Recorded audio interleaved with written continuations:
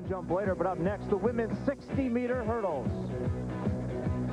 The world record set in 1990, Jackie Joyner-Kersee in 1989 set the American mark.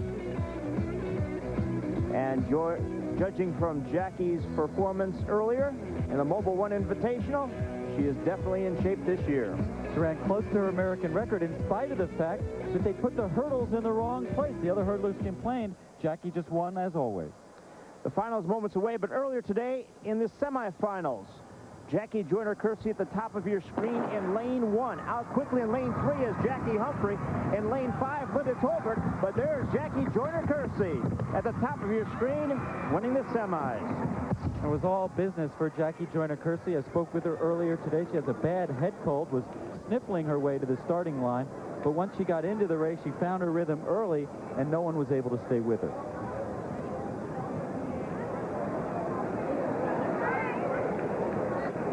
And as they get ready for the finals of the women's 60 meters, we'll have those in momentarily. But now, let's go down trackside, where our Nicole Watson is standing by.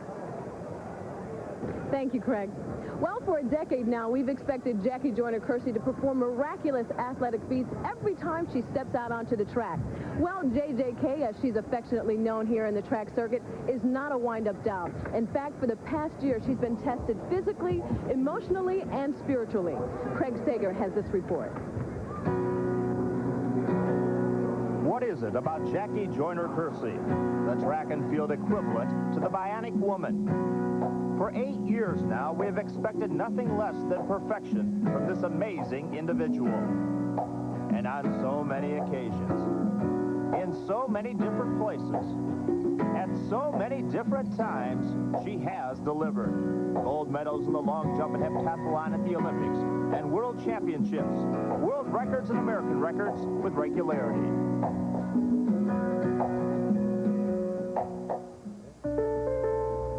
And then there was Tokyo. Tonight, tonight, tonight,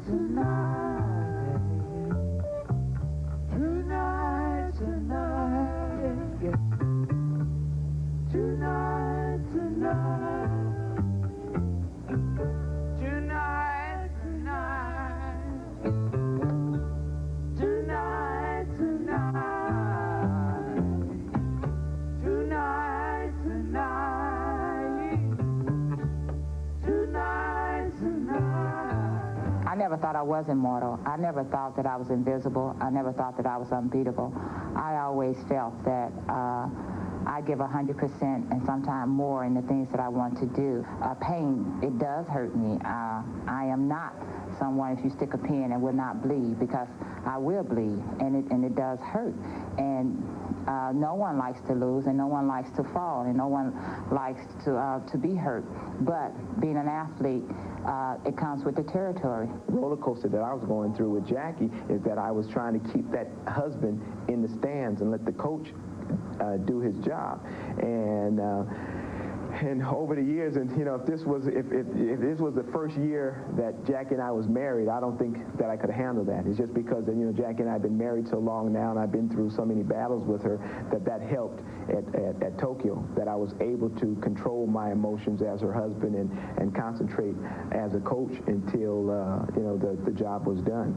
After Tokyo, I said to myself, I am not going to let this destroy something that I've been working for. I am not going to let this evil spirit take control, because I know who I am and I know what I can do. It's just a matter of time that the things that I want, I am going to achieve them. So I try to, you know, stay positive. All right? What you got to do is stay down there and then just start driving and work yourself up gradually. You know, don't go from here and then all of a sudden you feel out of control and then you just, you know, pull your hips underneath you because you just cut your acceleration. All right? And now your mean velocity goes down. I want you to fall and recover. My desires of trying to be the first woman to win back-to-back gold medals in the heptathlon, you know, when I don't want to run that extra, that mile or that extra lap, that I realized that, Jackie, you fell short in Tokyo. And if you can't bear the pain here, then you sure won't bear the pain in Barcelona, Spain.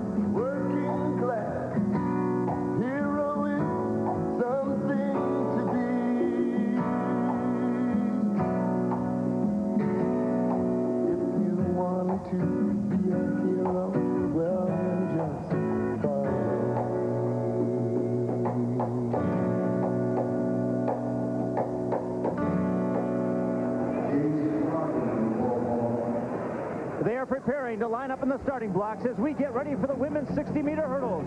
Jackie Joyner-Kersee in the finals in just a moment as our coverage continues of the USA Mobile Indoor Track and Field Championships from Madison Square Garden in New York City. Championship. And here she is as she prepares for the women's hurdles. A talented field, but Jackie Joyner-Kersee in lane 3 is the one to beat. And she certainly has had to work her way back from that injury in Tokyo as we take a look at Kim McKenzie. McKenzie is the defending champion. She also won in 1989 when she beat Jackie Joyner-Kersee. As they get ready for the start, as I started to say, Jackie Joyner-Kersee sustaining a bad ankle injury, then a hamstring injury in Tokyo, has worked her way back, working on these technique events. She says she's ahead of where she usually is in her training for the outdoor season. That is correct. And it's a good start for Jackie Joyner-Kersee in lane 3. How quickly leads the field. Right next to her, Jackie Humphrey, but it's going to be Jackie Joyner-Kersee from start to finish.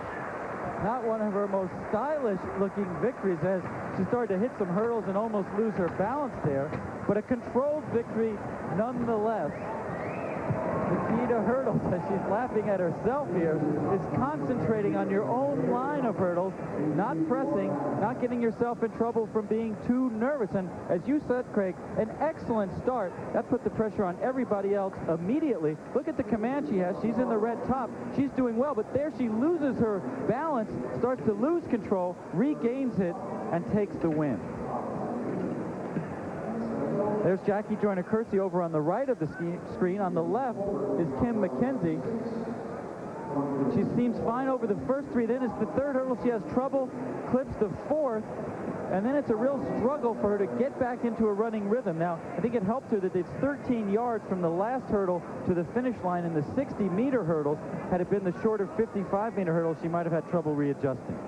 And joining us for our coverage tonight is John Dockery, who is now with our winner. John? Jackie, we are looking up at the replay. I see that big smile. What happened in that race?